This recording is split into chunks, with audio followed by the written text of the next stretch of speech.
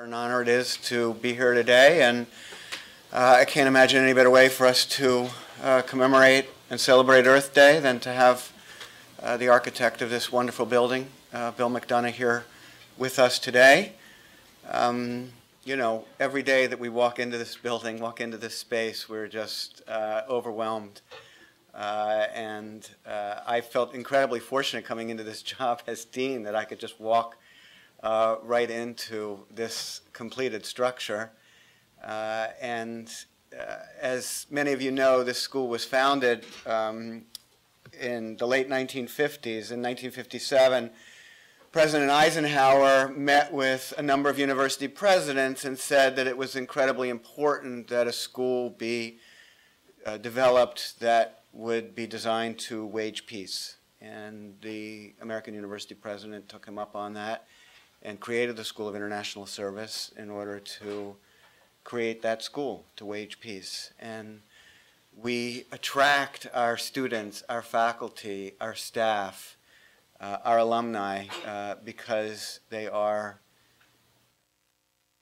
believe that that's what they're here to do, and that they come here to make the world a better place. And incredibly fortunate that we're able to work in a structure that's designed with that idea in mind, to wage peace, to make the world a better place. And it's not just been important for us here in SIS, but it has really transformed the way the university leadership has thought about this campus. The creation of what is now a nationally recognized arboretum, the new spaces that are going up, the School of Communication building on the other side of the library, the new spaces that are designed for the parking lot across the street, the redesigned Tenley campus. All of these things are happening because of the lessons that were learned from the development of this building and the issues related to sustainability. Bill McDonough is here to talk about his new book, The Upcycle, Beyond Sustainability, Designing for Abundance. There will be, we'll break just before noon to go up to the atrium where books will be available, and he will be available to sign copies of the book. And again, it's just an extraordinary moment for us. The themes of this book, again, beyond sustainability, really visionary about how we can create abundance and really teaching us basically how not to settle. And to really think in a visionary way. Bill is the subject now of Stanford University's first living archive in the library, and so this will be part of that living archive. And again, just what a wonderful privilege for us to have you here today.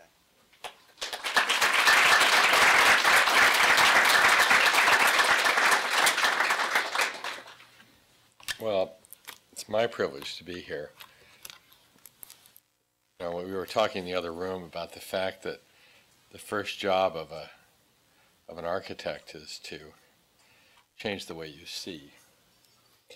And then we rearranged the furniture, and then we built. And this ended up being a building.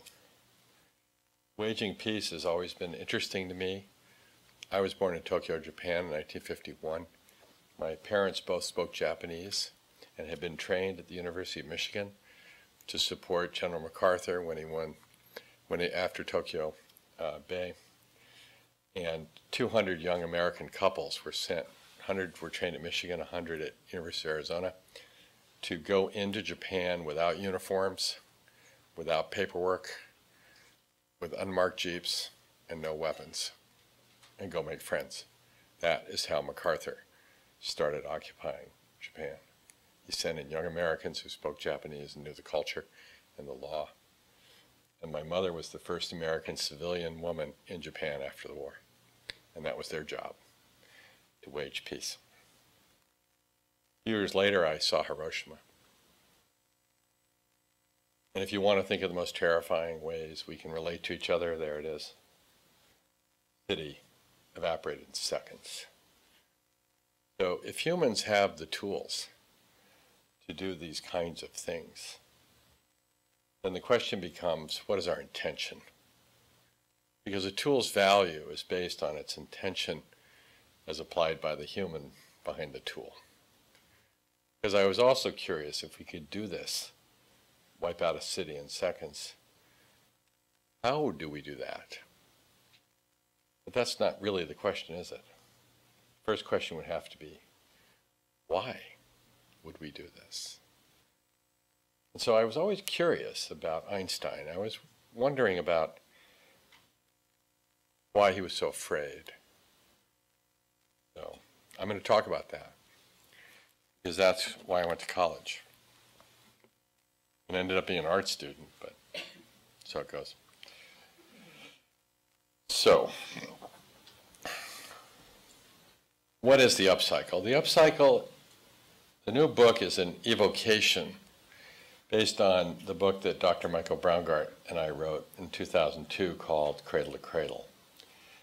And Cradle to Cradle is really about looking at a cherry tree and not thinking, as most people do when they think about sustainability,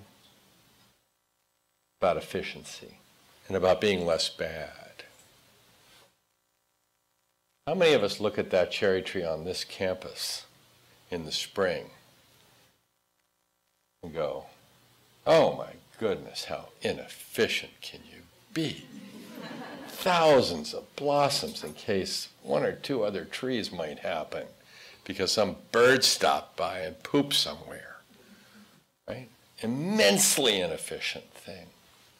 But look how beautiful it is. So, one of the problems I have with sustainability, even as a word, is if I asked you what's your relationship to your spouse or your family, and you said sustainable, I'd say, I'm sorry. It's so sad. It's so sad. Is this maintenance? Is that all we have here? So, when we were invited to interview for this project, as we were just talking about, Paul and Leanne were there, and we were just reflecting on it. I came in to present, and all I did was put up one slide that said celebrate. We didn't show any buildings. Change the way you see. Make a building, wage peace. How do you put those two dots together? So, rather than be less bad, less unjust, less unfriendly, less this, less that, what if we were positively inclined? What if our goal was to have a delightfully diverse, safe, healthy, and just world with clean air, water, soil, and power, economically, equitably, ecologically, and elegantly enjoyed, period? What if our goals were positive? What if our intentions were good? Then we wouldn't have all these zero goals. I am so tired of a world of zero. You know how many companies there are? They have their, mountain of zero, and they're climbing to zero, or we're reducing our carbon emissions by 20% by 2020, and our goal is zero.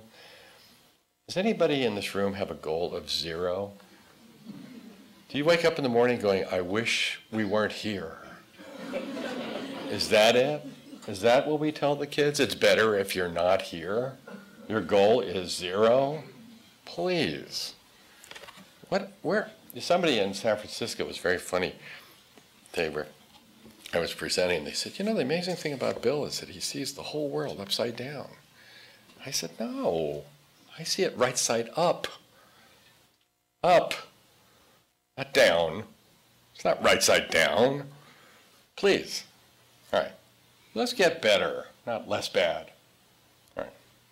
So we got to start pretty early here now. It's Earth Day today. Let's have another 900 Earth Days. So let's go back 900 years to 1108, and the great Christian theologist and doctor and philosopher Hildegard von Bingen. Look at this poem. Glance at the sun, see the moon and the stars. Gaze at the beauty of Earth's greenings. Now, think. So, if I could borrow the book, Dean, I would like to read you the little evocations at the beginning of the Upcycle. There's this one. And then there's another one from Einstein, which we also did in the first book, but this is a different one. If I were given 1 hour to save the planet, I would spend 59 minutes defining the problem and 1 minute resolving it. We're about to have about 45 minutes defining the problem, and hopefully we will resolve it at the end. That's the fierceness that's involved here. We have this quote from Murray Gell-Mann, a theoretical physicist I'm getting to know, who found the quark and created chaos theory. We have this remarkable experience in this field of fundamental physics that beauty is a very successful criterion for choosing the right theory.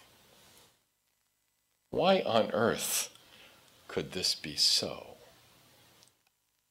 Remember the cherry tree.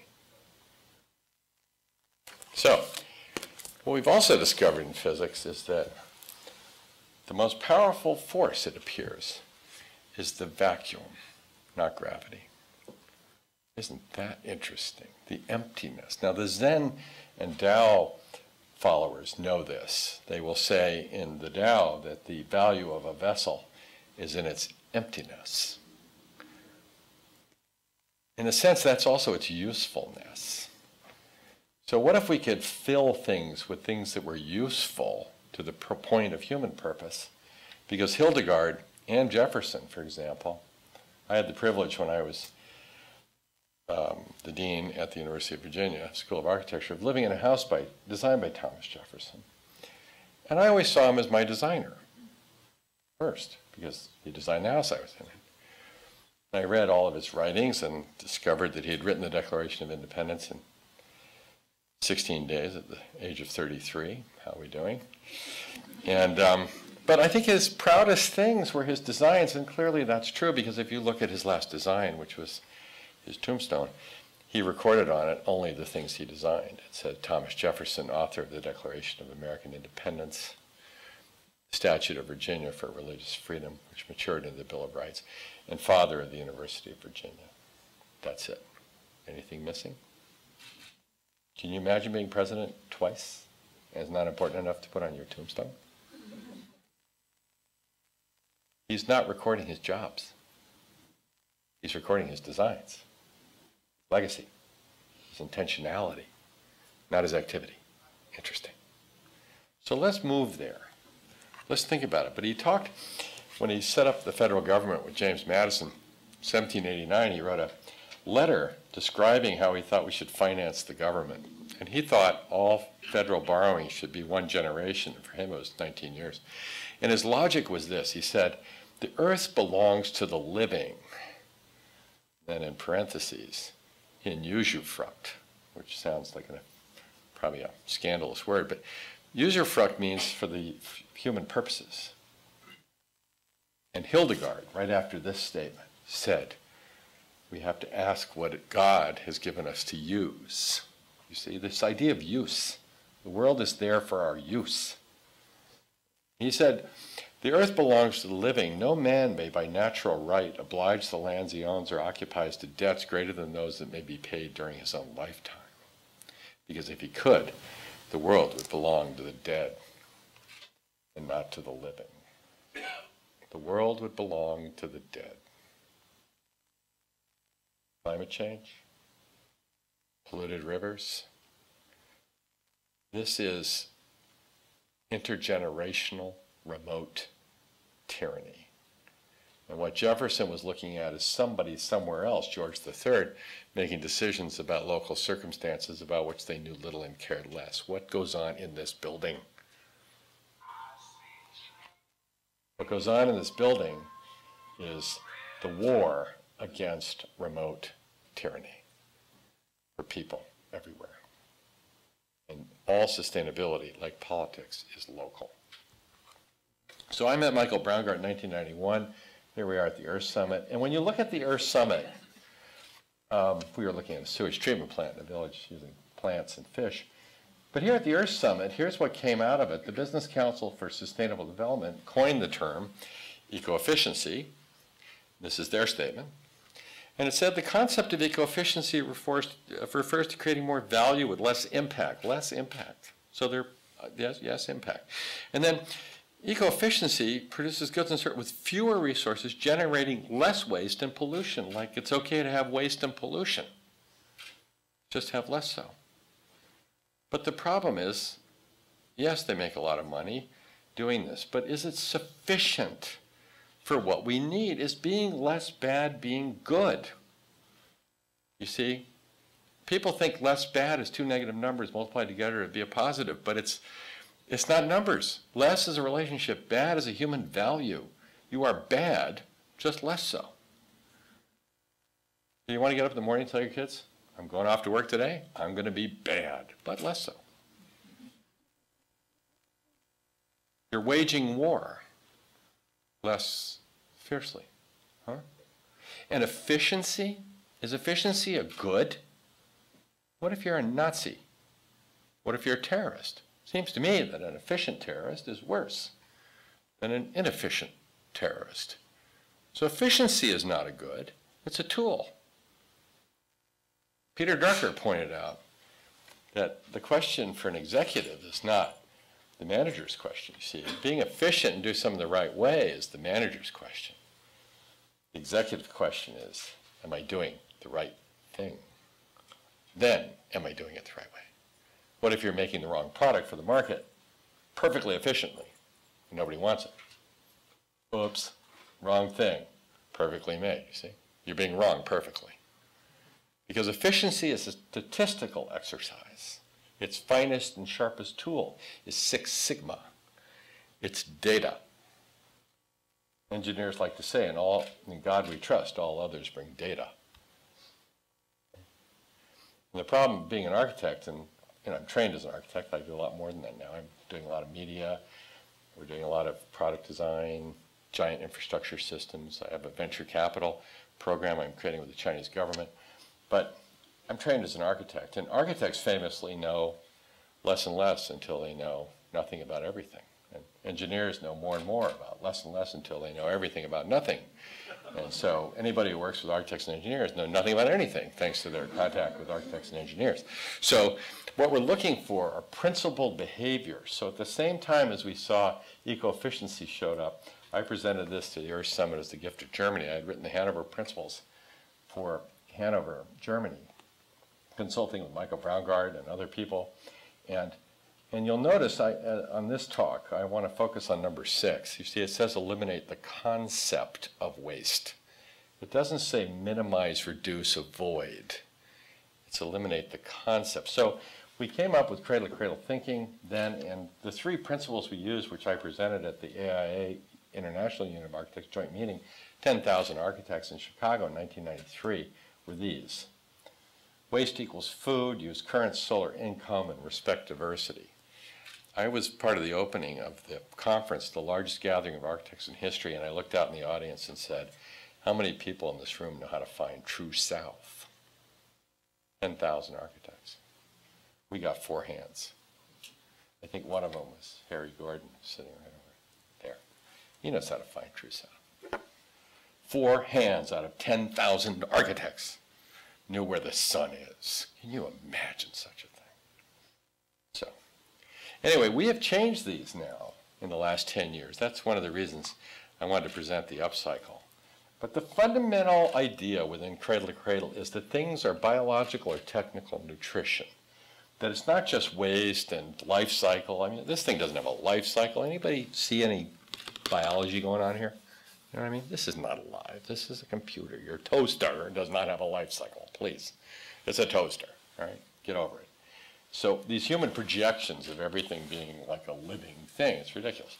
But on the other hand, if we look at biology, we see that one thing's so-called waste is another thing's food. Wouldn't it be great if we could do that for technology too? So the gift of Cradle to Cradle is really to say, let's parse it into these 2 criteria. Because in the last 5,000 years, humans have created another metabolism, which is the technical one. Okay? And wouldn't it be great if it followed the same laws as the first one? As an architect, you know, I have to follow the law of gravity. It's not just a good idea. It's the law. Okay? So what other laws are there that one might want to do? If I pollute rivers and I kill off the biospheres, they don't come back. The only way to heal an ecosystem suffering from ill health is to connect it to more of itself. If you destroy the wetland, there is no more wetland. So efficiency is doing things the right way, but what we call for is effectiveness. Let's talk about doing the right things. Let's have a conversation about our values, because being less bad is not being good, it's being bad, just less so. And a regulation is a signal of design failure. Now, does this mean we're against regulation? Of course not. Society must say to commerce, when it sees something untoward, poisons, bad behavior, climate change, I don't know, whatever, we reserve the right to kill. The Guardian reserves the right to kill. Think of what Jane Jacobs pointed out in her book, Systems of Survival. Humans have evolved two syndromes of behavior. One is commerce, the other is the Guardian. Commerce's job is to go fast and be clever and creative and work in the markets and go. See? The Guardian is meant to be hold the safe space, create level playing fields, protect the people from crazy behavior. Okay? These are two fundamentally different syndromes of behavior. And so the Guardian reserves the right to kill. Didn't give it to commerce. We go to war.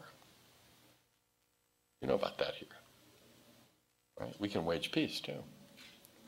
So the Guardian says to commerce, wait a minute, we never gave you the right to kill children or give them cancer or genetic mutations by putting cadmium in a river. What are you thinking? Or not? See? Society must say something about that, because commerce does not have the right to kill. And yet we allow it, and we make it legal, and we talk about dose and duration of stupid things. You don't need cadmium to have that bright red shirt.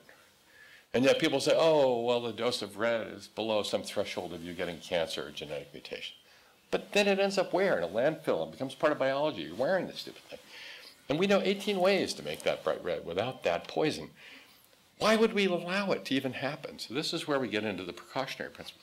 So what is the role of commerce? What is the role of the Guardian? So our job is to design things so safe they don't need to be regulated. That's it. Design is the signal of intention. And if you look at businesses, what do they complain about? They complain about the history of regulations. We have people here from the EPA, heroes, by the way, from the EPA. Thank you for coming. And look at this. These are the history of these are signals of design failure. This is the government chasing people around who are doing bad stuff, let's face it. And yet the businesses get up and go, oh, you know, regulations, a cost. You know, what are you kidding? What about us? What about the biology? Come on. But we can redesign these things. Design is the first signal of human intention. You wake up in the morning and you plan to be good. That's interesting, right? What are our intentions? That's what design is. So the question becomes, what's next? And I gave a closing address at a gathering of 150 innovators in textiles for the world's largest apparel company. And at the end of the talk, when I got up in front of everybody, I said, okay, so what's next for your products? I went to every one of these textile people, I think, or our people did, and I met with probably half of them. And I said, what's next? And they said, oh, next year I'm coming back with fabrics that use LEDs to show your emotions, or I'm using stem cells that'll make your jacket right on your skin. You just feed it, you know. And I said, well, like what? That's not what I'm asking. I'm asking you, what's next for the thing you just showed us with these LEDs, or that organic growing clothing, or whatever. What happens to these next? Oh, they were all toxic. Every single one was toxic crap. And there was no other use for this stuff. And you can't call it a life cycle. This is death cycle. So don't put human projections on this thing.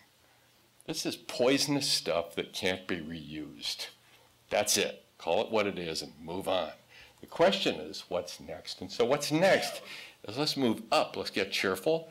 Let's wage peace. And that's the new book. And so we changed this. Waste equals food. We decided to take away waste. I mean, a lot of people use this term. You know, they picked it up. They got excited about it. We don't say that anymore.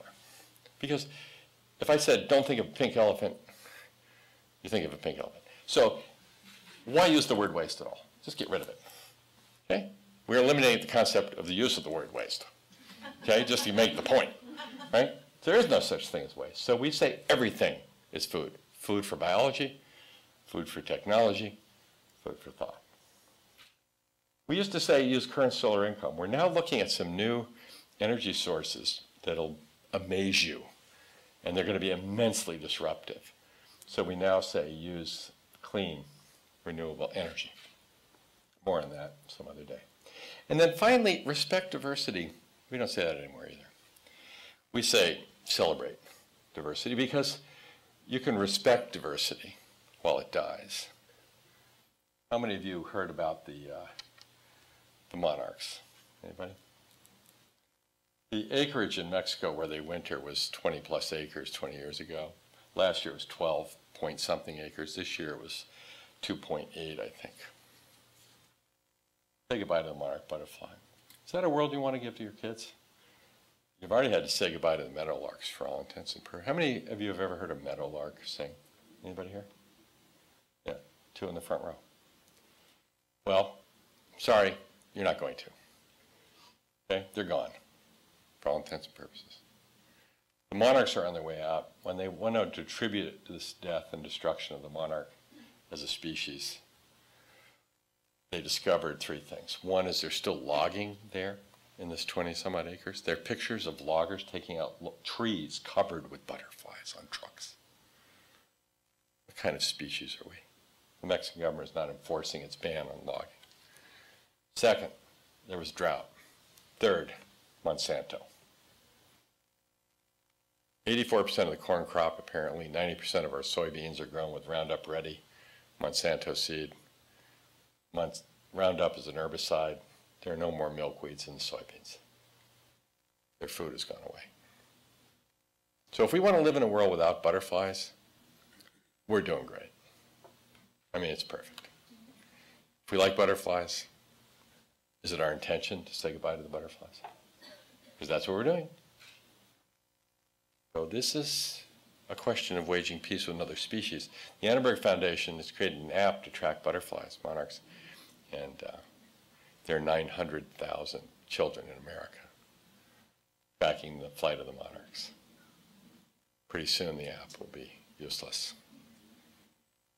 So sad. So sad.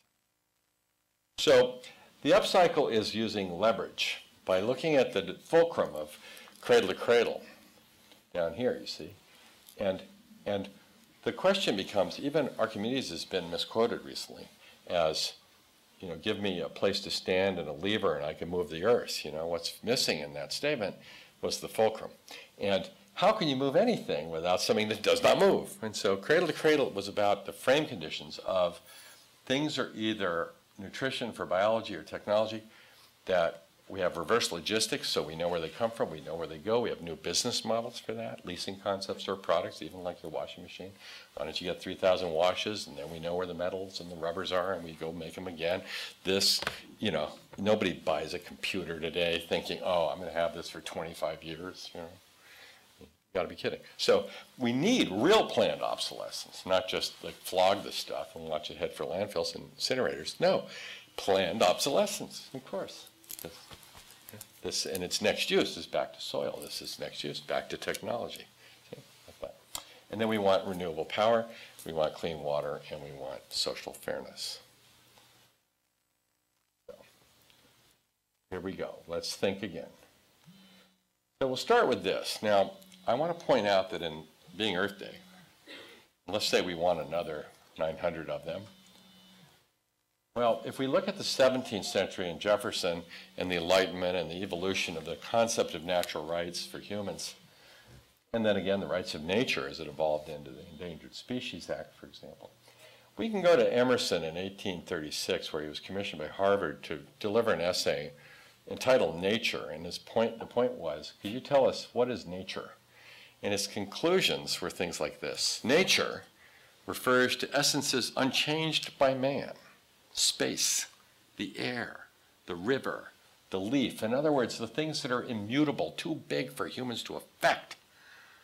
He also talked about the oceans, the mountains. Well, so much for the 19th century. So 1700s, we see the idea of rights, and feudalism starts to be unraveled because people have inalienable rights. Interesting. And then in the 1800s, after Adam Smith's Wealth of Nations, also 1776, we see the rise of the market economy, and we see further devolution of feudalism. And so we have equity arriving in, say, the 1700s. We have the economy arising in the 1800s. And then we discover fossil fuels. And then guess what? We trash the joint. 1900s, the American century. We trash the joint. We pollute the rivers. We throw the carbon in the atmosphere. We make this unholy mess. And then at the end of the 1900s, you know, think of it, Earth Summit 1992, the end of the 1900s, we start going, oh, sustainability. Oh, we'll be less bad and pollute a little less, but oh, China's on the rise, and China has done in the last 30 years what the United States took 200 to do. They can't even see each other there, but we couldn't see each other in Chattanooga in 1969. Pittsburgh of the South, thermal inversions, unbelievable. They woke up in 1969, worst air quality in America, beat LA. And all the business people looked at each other and went, wait a minute, now think of it, Earth Summit 1992, the end of the 1900s, we start going, oh, sustainability. Oh, we'll be less bad and pollute a little less, but oh, China's on the rise, and China has done in the last 30 years what the United States took 200 to do. They can't even see each other there, but we couldn't see each other in Chattanooga in 1969. Pittsburgh of the South, thermal inversions, unbelievable. They woke up in 1969, worst air quality in America, beat LA. And all the business people looked at each other and went, wait a minute, the worst in America? Everybody, nobody move here, huh? And they realized they had their headlights on at noon, and they had to take 2 shirts to work because their collars were black by lunch. We live like this? Guess what happened in Beijing 3 weeks ago? They couldn't see each other from here to there. Welcome to the American century. We exported the foundries. We didn't clean up our act. We lost the foundries to China. And what are we supposed to do now? That's why I work in China. But anyway, nature is not something immutable. Right? The oceans, the mountains, the leaves. Think about it. The oceans are acidifying. The atmosphere is changing with carbon. We'll talk about that. We don't have an energy problem. In Cradle to Cradle, we talked a lot about materials. We left energy pretty much to say we can design buildings like trees, like we had done for Oberlin College, a building that makes 13% more energy and requires from renewable sources, a building like a tree. And we put that as an evocation. In this book, we actually dig pretty deeply in because it's such a big issue. And we do not have an energy problem. We have plenty of energy. That's not the problem. We have a material problem. We have carbon, a material, in the atmosphere, a toxin. See, a toxin is a material in the wrong place. Is lead bad? Anybody think lead's bad? You don't think about lead? Anybody think lead's good? We don't think about lead, do we? Oh, interesting. We see, is lead a good or a bad? Well, it depends. It's a tool. So lead in this computer as a solder is fine as long as it never sees the biosphere. Okay? And it's a technical nutrient. It's bad if it gets in your child's mouth. Nightmare. Okay? Neurotoxin.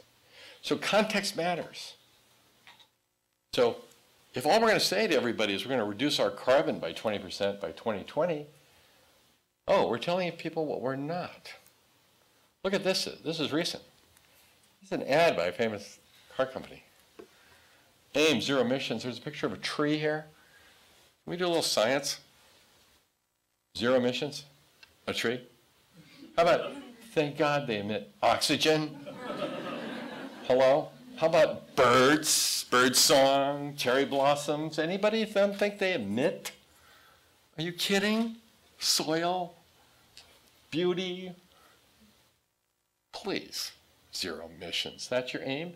You're saying it's better if you're not here. There are companies that have these zero goals that make PVC nasty stuff.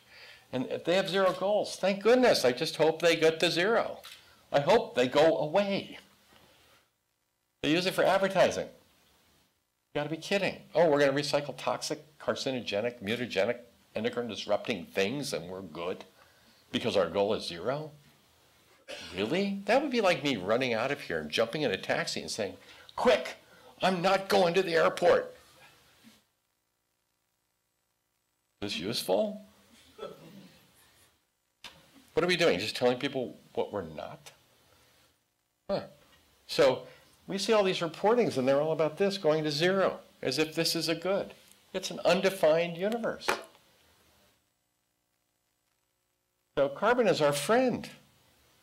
If you guys hate carbon, well, you hate yourself. Shoot yourself, dry up, blow away.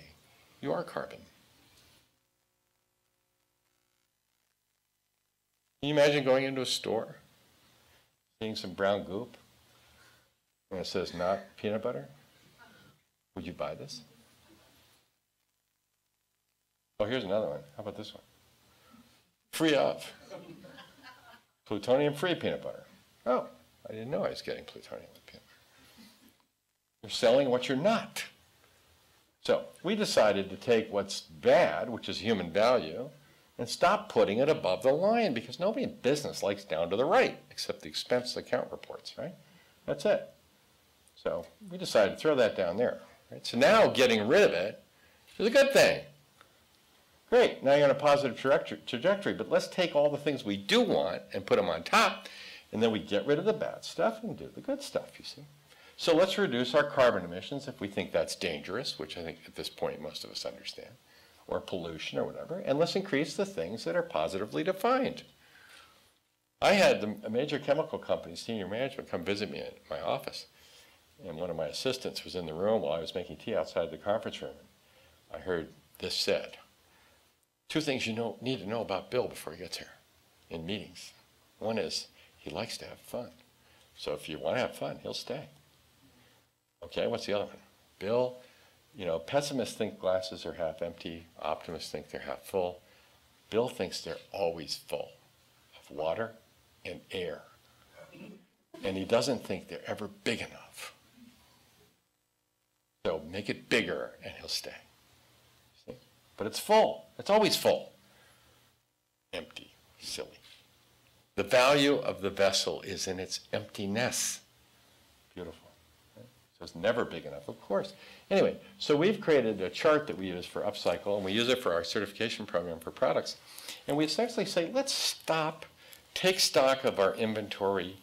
What's in your product, for example, or what's in this university, or what's in this school, right? So the dean, okay, dean, how's the facilities department doing, huh? Jim, how are we doing here? All right, we're doing great. All right, so that's fine. What about, the maintenance people? What are they using when they wash the bathroom? Are they poisoning us while they do that, or whatever? Or what's going on with this department or that department? It doesn't matter. Whatever the organism is, just assess it for what it is. So if you're making a product and it's full of chemicals, fine. We need to know every molecule. That's what we need to know. We have to have secrecy agreement. We're going down. We're going to go look at it. And then we're going to assess it. So with cradle-to-cradle assessment on products, what we look for is, does it accrue in human mother's milk? It's that simple. We see 2,500 synthetic chemicals occurring in human mother's milk. So should you breastfeed? Please do. Very important for the babies and the mothers. But just understand, there's this strange, ironic, sad blessing that the baby provides the mother. Their livers don't start working for 9 months. So for 9 months, the baby is detoxifying the mother. Sad, but poignantly beautiful too. But let's do that now. Let's purify the mothers. Why would a culture design a system that toxifies its mothers? When I met with this textile companies, apparel companies, I looked at the CEO and I said, when you know this, how can you make the products you make and sell them? Would you let your daughter wear the clothing you're selling so that she can pass this along to your grandchildren? Would you toxify your daughter on purpose? Because if once you know these things, how can you make what you make without getting up and saying, I'm doing it on purpose? What is your intention? Because you can't hide from it now. Tell us it's your intention to toxify your customers. But then remember, the first job of business in a double negative would be, don't kill the customers. Right? Job 1, how's that? Don't kill the customer. Got it. Or look at the other way. How about support your customers in their health and their life and their economic benefit. And think about your design not as, oh, we have to reduce our ecological footprint because we're so bad, but we have lots of little things to do to make the world better. Everywhere we go, we leave behind little wetlands. Think about it. So that's what I want to talk to you about. When I went to Dartmouth, I was an art student, and I decided to take nuclear physics because I wanted to understand what happened to Hiroshima. I took political philosophy for the why, and I took nuclear physics to put my toe in it for the how. And the professor said, you can't do this. And I said, you're right, but that doesn't mean I'm not paying tuition, and it doesn't mean you're not a professor. So try, you know? He said, fine, here, special theory of relativity. Take this back to your dorm room, read this. So I did. And I went back to my room, and I can't do this. And I kept staring at this equation. Oh, I can't do this. And I lit a fire, because we're in New Hampshire. It's 1970s, before the energy crisis. New Hampshire trees are weeds. Anyway, I lit this fire in this beautiful little dorm room, and I'm staring at the fire, and I'm going, whoa, there's entropy. You know, it's all chaos. Everything going to chaos. Losing the minerals, losing the moisture, you know, it's all just chaos. Never to reaggregate. Oh, boy. All we got is chaos and carbon in the atmosphere. It's like, that's it. And I can't do this formula, and I got very upset with myself. So I went off to the library, it's pre-Google, and I went looking through the physics library to try and understand if there was such a thing as negative entropy. And I couldn't find it anywhere. I found exergy, enthalpy, lots of E's everywhere, but I never found negative entropy. So I go back to the room, and I'm staring at the embers, and all of a sudden it all came to me. There it was. For me, as a designer, what I needed was right in front of me. I looked at the ashes, and I went, oh, there's negative entropy. The log. Duh. If the entropy comes from the log, then the log is negative entropy. Oh, well then there is something that can aggregate things together and create order out of chaos for the benefit of our existence. What would that be? Oh, it's the log. And then I looked at this and I went, well, that's why I couldn't find it. It's not there. There it is. Has anybody done that formula? Anybody? Wow. You got college students here? Huh. Anybody ever done math? Let's do some math. Anybody want to solve this? All right. You won't forget this lecture then, because you're about to solve that. Because I was worried. I went to take the course because I wanted to find out how Hiroshima disappeared. Why is this institution in which we're standing, why was it founded? To wage peace after the Cold War. Why is there a federal highway system? Oh, Eisenhower worried about security of our cities and nuclear attack. Worried about deploying the citizens, worried about deploying the military. Oh, and by the way, it's good for interstate commerce. Go for it. Federal highway system. Eminent domain, big time. Right?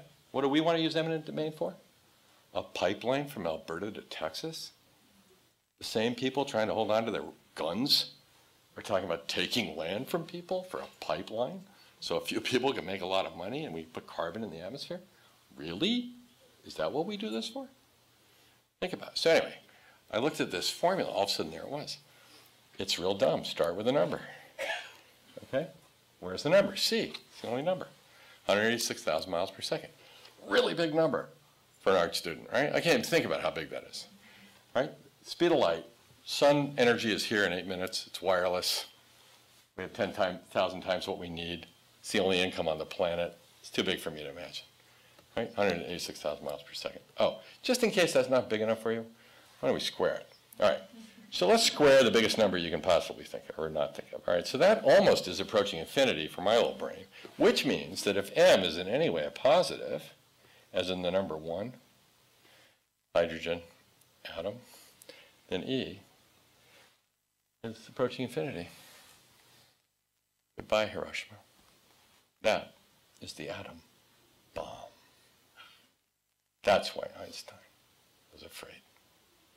Because it's a tool. And in the hands of somebody with bad intentions, why do we need this school that we're standing in now? Because there are people out there with tools, and some of those tools are very big tools. And in the hands of badly intentioned people, like we see right now with some sword rattling going on in the nuclear space, this is pretty scary. This is remote tyranny of a dimension you can't imagine. And so what we realize is that E for me is energy and it's from the sun, it's physics. abstracted, okay? And then, let me see these things. And then chemistry is M, and math. And we have solar income, but we don't have mass income. We take the chromium out of South Africa and put it in little products and poison the earth with it. Future generations will go, what were you doing? You took all these mass materials and you polluted everything with them. We've lost their utility and you poisoned us. It's insane. So the mass has to be carefully managed and protected. We don't have phosphate coming from outer space either. I mean, we don't have material income, right? We have a few meteorites and some cosmic dust. So then the question becomes the next science question in the last century, which was the discovery of DNA, and Crick and Watson. 9 years after discovering DNA, Crick said he looked for what he called the nature of vitalism, what it means to be a living thing. And his conclusion was to be alive, you have to have growth, free energy from outside the system in order to grow, and typically that comes from the sun, and an open metabolism of chemicals operating for the benefit of the organism and its reproduction. An open metabolism of chemicals operating for the benefit of the organism and its reproduction. So what Michael Braungart and I are seeing is there are two metabolisms, because in the last 5,000 years, humans have evidenced their humility by design, because don't forget, it took us 5,000 years to put wheels on our luggage. Not that smart, all right? And at the same time, you know, we've created all these technical materials that we could put into the same kind of metabolisms and stop thinking about these materials as being willy-nilly anywhere we want them, because a toxin is a material in the wrong place, and the intention behind the use of the hammer gives the hammer its value. If I hit you in the face, it's a weapon. If I build you a house, it's a benefit, you see. My intentions inform the tool. So the question is, what are our intentions? And so this is the question that I ask in our work every day. How can we love all the children of all species for all time? Start there and see what happens. And that's what happened with this building. We started right there. That is waging peace with the monarch butterfly. See? Its unintended consequences are being organized around the idea that we love our children, because intergenerational remote tyranny is what is not acceptable. So, I was asked by NASA to work on the Mars space station. I said, I'm sorry, I can't do that. They said, why not? I said, why would we go to the red planet? We haven't come back to the blue one yet. Bring us back what you've learned, and then we can go red, okay? And so what do we need to do now? We need some imagination, and we need some new creativity. And so Paul McCready, who did the first human-powered flight, identified that he needed the money. He needed to work with any material he could find, despite its experience. He had to imagine he had never seen an airplane before. Okay. So when NASA said, could you do Mars? I said, well, you got to go to the moon. So we talk about moon shots. Why don't we do an Earth shot? This is Earth Day. Let's do an Earth shot. Think about it. What would you do? Imagine landing here naked from somewhere and going, let's start over, right? So I said, can we have our first meeting, which we did in this room, and I stood right where Gene Kranz was, and we all said together, Houston, we have a problem. And we pulled together the design team to work on a project. I wanted to build a building on Earth, and I got that team. So we said, okay, who's in charge of the energy over here? Okay, who did this? Oh, we did. We invented the photovoltaic. Good, you're in charge of the energy, right? Nuclear powered, reactors, safe distance, 93 million miles away, 8 minutes wireless, you're on. Okay, how about the water? $80,000 to get a gallon of water up there. Oh, we recycle all the water, all of it. Great, you're in charge of water. Forward osmosis, go, right? So we landed at Ames, the NASA Research Center in Mountain View, California, and we built it. Here it is. It was built in less than 2 years. It was done under a federal schedule. It beat the normal federal schedule for an office building, and it was on budget, same as a regular federal office building, but this building can produce 20% more energy than it requires from renewable sources. A building like a tree. Now think about that. How about a zero emissions building? Oh, or get some high LEED ranking for 10% less carbon, or I don't know what. How about a building that can make 120% of the energy it requires from renewable sources? More than it needs. See, a tree is fecund. It celebrates growth. So, and it's done, with the normal federal budget ahead of schedule. See, Leibniz, the philosopher, said, if it is possible, therefore it exists. Our job as designers today is to make it exist, therefore it is possible. You mentioned, the dean mentioned, that the other institutional buildings that are going on here have happened and have been influenced by this building. Well, if that's so, it's because this exists, and therefore it is possible, because I can assure you, when we started this building, it was not possible. What we were doing was not possible, promise. We had to say, you know, what if, find our way around things. See? Find our way to success. And so this building is NASA's new space station on Earth. It's called Sustainability Base, and it makes it exist, therefore it's possible. So let's move on. And what we realize is we don't start with metrics and then get to the goals of 20% reduction. We leave the benchmarking. See, Google never benchmarked Encyclopedia Britannica. You know, that's not how this works, right? What you do is you start with your values, and then we drive to the metrics. So for Ford Motor, you know, we saved them $35 million using natural systems instead of chemical treatment plants. And I had to get it approved by their board. And I had a minute and a half, and I said, look, I got a minute and a half. I'll take a few seconds for myself, and I'll just tell you the project's for the birds. And that is true. But you're fiduciaries in the car business, so let's talk money in cars. Our system, using natural systems, is $13 million. You're ready to spend 48 because you've budgeted it. It's posted on your books to meet the Clean Water Act. So instead of spending 48, we're going to make you spend 13, so you're going to save $35 million in CapEx day one. And with the Ford Taurus coming out of Chicago to 4% margin, this is the equivalent of me walking in here and giving you an order for $900 million worth of cars. Approved. Minute and a half. Okay. That's how this works. We've designed fabrics safe enough to eat. They're now being used on the Airbus 380, which is good news for frequent flyers. If food gets worse, if you suffer an extreme fiber deficiency, you can safely eat your chair. And the materials are designed so that the trimmings, instead of being hazardous waste, are now mulch for the local garden club, reduce the cost by 20%. Textile mill in Switzerland, still there. Think of it. How many we got? Right, so we rate chemicals, we design furniture to come apart in the future so all of its technical nutrients can go back into utility. We upcycle energy, and I'll just finish with a few evocations. I'm working on an island in the Baltic Sea, and I was looking at Denmark, and I was thinking, wow, you know, how do they feed themselves when it's dark 6 months a year? You know? So I thought, well, what about wind equals food? We have wind. So we're developing a center where we're studying how to use wind to grow food. And it turns out that strawberries grow with 2 parts of the red spectrum, 3 parts of the blue. And we can do it at night with LEDs when the wind's blowing. And guess what? Wind equals food. If you take every place on the planet, you can find the energy you need from renewable sources to do what you need. It's quite amazing. And so we're looking at advanced greenhouse systems. We can grow in the dark, folks. So as the western plains of Beijing, we can use that wind power.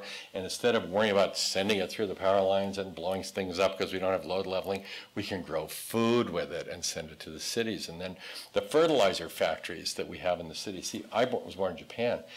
At 3 in the morning, we would listen to the ox carts come in from the farms to collect our sewage. And my mother would wake us up and sing us these songs about the honey wagons and the farmers with the night soil, and you're 3 years old and it's a poop story and you're in heaven, you know. Your mom is singing to you about the poop. It was great.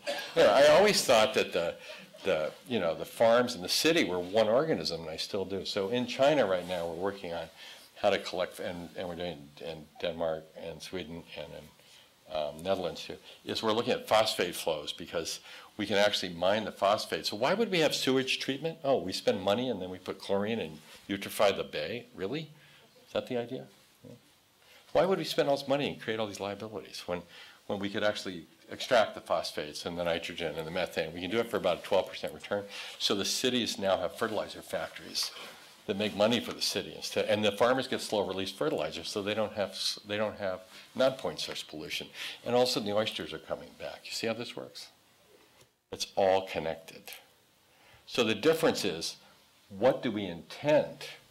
Edison, when he died, listen to this, I put my money on the sun and solar energy. What a source of power. I hope we don't have to wait until oil and coal run out before we tackle that. He was no dummy. And when they formed OPEC, Sheikh Yamani was asked, when do you think we'll see the end of the age of oil? And if you remember what he said, he said, I don't think we'll ever see the end of the age of oil. But the Stone Age didn't end because we ran out of stones. Right. So what are we supposed to do now? Just be more renewable? Well, look at palm oil. The Europeans are burning palm oil-based diesel, you know, as if that's a good thing. And the net exchange of carbon relative to the ancient rainforest that was there is such a big loser, it's ridiculous. So all this well-meaning stuff is really tricky. And as we look at the wind industry, we have to work out a lot of the politics about putting things in the views of rich people. We have to look at going offshore, which I think is pretty exciting. Look at the state of Maine. They're going to go offshore over the horizon. Brilliant. And we're looking at how to float this stuff. This one's off Portugal. We can get them out at sea where we don't have to look at them, so we stop bickering. Okay? Isn't that amazing? So this is the kind of thinking. Here in Minnesota, they have co-ops of farmers getting together to do this. The crop been flying overhead the whole time. They can pay their mortgages, send their kids to college. Industries like our Steelcase or Herman Miller are now all wind-powered because that's what we do. And it occurred to me in the book, I talk about upcycling Amtrak, because during the election, we heard the candidates saying, oh, we think we ought to have energy independence in America. Absolutely, I agree. We think we ought to use public lands to help secure that. Oh, that's a good idea. Oh, I think we should drill in Montana. Right? I think we should do a taking from Alberta to Texas. You know, why? Well, if we want to use public lands to make energy, we have 14,000 miles of railroad. We have federal highway systems. Oh, they're in the sunshine and we own them already. Isn't that amazing? And we could go ahead and have the world's biggest solar energy industry. They are commodities now, folks. These things are 80 cents a watt. Then when we started, they were $40 a watt, and when I was a dean at UVA, they were $10 a watt. Now they're 80 cents a watt, and they're commoditized. Forget all the disruption of the markets. We should get to work. These things are ready to move, and we should build them and get them. And every town in America can start getting business going and collecting solar income and feeding local industry. Who's the biggest user of solar collectors in America? Anybody know? Biggest corporate user? Walmart. Thank you. They're going 100% renewable. Look at this. We put up these things in the sunshine. Wouldn't that be great if it was giant solar collectors said, hello, welcome. You can have one of these too. Think about it. We're building a fence. Why couldn't it be beautiful? Why not a big sign? And then when we look at the idea that we take all the oil out of the ground and then throw the carbon in the atmosphere. Oh, oops. Right? Nature takes carbon from the atmosphere and puts it in the soil. And what do? Oh, we put it in the atmosphere. So sewage, this is a guy in Vancouver, discovered all these minerals clogging up his sludge pipe. So he put on a vortex and it comes out phosphate, struvite, slow-release fertilizer. What about greenhouses? What's the second largest agricultural exporter in the world by economic metrics? It's a country the size of Maryland. Number one is US. Number two is the Netherlands. Why? They do intensive agriculture. So let's have a greenhouse effect. Go for it. What if we start farming with greenhouses? We use 2% of the water. We don't need pesticides and herbicides. We don't have to sell people genetically modified organisms that they can't reseed. We can actually talk with farmers about take their acre and put a little bit of it in a greenhouse that can feed 5 or 6 families, and then the rest of it put back in tree crops, perennials, bring the birds back, bring back the butterflies. Go ahead and let a few milkweed grow among them, celebrate the monarch's return. Why not? So I did a picture of Washington, D.C. covered with greenhouses, and an official at the White House told me it's the first time he's seen a picture of Washington being productive recently. And we're looking at that with the Chinese to see what it makes for cities that feed themselves. Wouldn't that be interesting, since 80% of us will be living in cities? We did Chicago City Hall for Mayor Daley. We now have 3,000 green roofs in Chicago. This is a city plan that we developed with the Chinese, where we looked at the site, they're expanding a city, and we said, well, wait a minute, what if that's proposed? What if we had a city that we realized that parks are more diverse than monocultures? And what if our cities were actually Paris with farms on the roof? Somebody sent me this picture. They saw that and they did this and told me it fed 3 families. This is rice. So we moved from reduce, reuse, recycle, minimize, avoid, right? Be afraid, go for zero, or recycle PVC carpet, toxic nonsense, to redesign, renew, and regenerate. We add these 3, redesign, renew, and regenerate. Because, you know, when you look at some of the people making these toxic products and they're going their mountains of zero, they're degenerates, you see. So what I'd like you to become is regenerates, right? You're a bunch of regenerates. What's wrong with that? Spunky, get up and do something, right? And the butterfly effect will start to happen because a little thing will happen when you flap your wings. Instead of this, say goodbye to the monarch. You can say hello and send them our blessings. 900,000 children are tracking the monarchs. They don't know they're wasting their time unless we do something. So we're designing a building in Barcelona. The lobby is 2 layers of glass, 2 sheets of glass, and instead of having trees and stuff we spend money on, we have butterflies hatching on shelves. So as you come to work, you get to watch butterflies hatching all week. And on the weekend, the kids come and open the doors and release the ancient butterflies that are going extinct back into the city. Why couldn't a building restore biodiversity? Why not? Because then the Parks Department goes, oh, well, what did they eat? And then the Highway Department goes, oh, those aren't weeds. They're butterfly habitat. So you change the way you see. Even the floor plans are butterfly wings and tiles. The ancient butterflies of Barcelona. So let's take these things that seem so intractable. This is Katrina, and Brad Pitt and I looked at this and said, why don't we come back and help these people? So we did a thing called Make It Right. We used cradle-to-cradle assessments, brought in lots of architects, and we're building houses people can afford, and the children are getting their breathing back. They've been in FEMA trailers. They can't breathe. They have asthma. You're in New Orleans. You can't sing and dance. You must be kidding. Did we do that on purpose? These kids come back, and they go,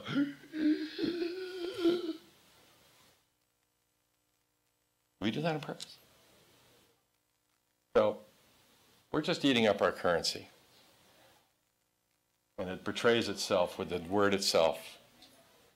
And we don't have capital. So it's time for us to develop recurrency. So we take the things of modern life, we add solar energy, create living soil, CO2 from the atmosphere, engage in soil, and then we create recurrency and we recapitalize. And this is what the upcycle is about. More of the good, less of the bad. Let's get on with it. Instead of just thinking globally and acting locally, think galactically and act molecularly. Why not? You know we can. And what's next is what's next. That's the point. So really it's about endless resourcefulness of materials, of energy, of people and their creativity. And it means we're native to place because we're not leaving. Right? And what would it mean to be native? Native means you're not leaving. We are all indigenous people here. So how do we love all the children of all species for all time? Well, we could start by glancing at the sun, seeing the moon and the stars, gazing at the beauty of Earth's greenings. Now, think. Thank you very much.